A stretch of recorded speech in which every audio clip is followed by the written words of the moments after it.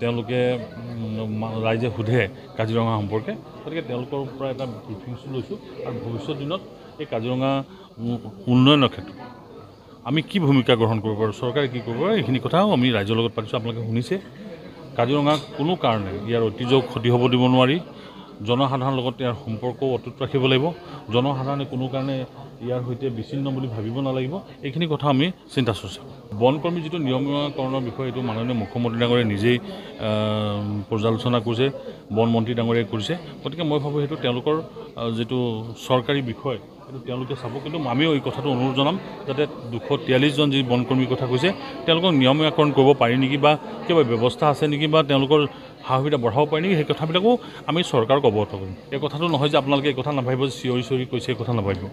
আমি চৰকাৰ আছে, চৰকাৰখন বহুত চেঞ্চিটিভ চৰকাৰ, আৰু প্ৰধানমন্ত্ৰী নৰেন্দ্ৰ মোদী ডাঙৰীয়ে নিজেই যিহেতু এই কাজিৰঙাত থাকি গৈছে, গতিকে তেখেতৰ এটা নিশ্চিতভাৱে আত্মিক টান আছে বুলি মই ভাবোঁ।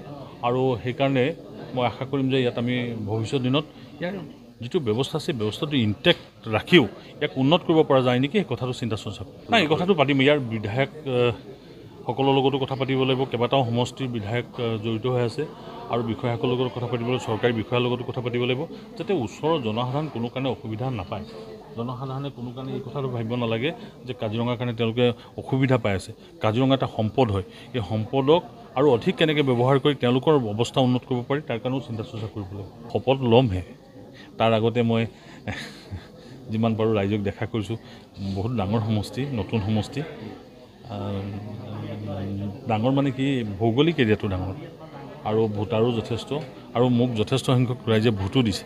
গতিকে জনসাধাৰণক মই পুৰা এতিয়ালৈকে সাক্ষাৎ কৰিব পৰা নাই, আৰু লোকসভা গতানুগতিকভাৱে নহয়, আমি যিবিলাক বিষয় উত্থাপন কৰিব লাগে সেইবিলাক বিষয় নিশ্চিতভাৱে উত্থাপন হ'ব। আৰু এই কথা ভাবিব নালাগে যে চৰকাৰী পক্ষই বহুত চিঞৰি চিঞৰি কথা ক'ব, এই কথাটো ভাবিব নালাগে। ক'লেই যদি হয়, আৰু কোৱাৰ যিহেতু স্কোপছ আছে, গতিকে আমি এই কথা ক'ম। মাননীয় মুখ্যমন্ত্ৰী হিমন্ত বিশ্ব শৰ্মা ডাঙৰীয়াও অসমৰ উন্নয়নৰ কথা চিন্তা কৰিছে, আৰু তেখেতেও অসমৰ বিভিন্ন বিষয়বিলাক কেন্দ্ৰ চৰকাৰক অৱগত কৰিছে, আৰু যাৰ দ্বাৰা আমি সুফলো পাই আছোঁ।